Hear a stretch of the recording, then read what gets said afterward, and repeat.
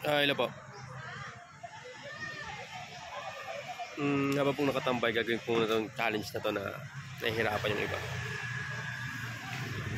Ang una yung gagawin dyan, yung maliliit muna. Ito. 1, 2, 3, 4. Kailangan 4 lang. Tapos lagyan nyo ngayon ng malalaki. Lagyan nyo pa pala. Ayun ang malalaki. Diba? Tapos lagay nyo na ulit to. Yun. Yan, diba? Yung maliit.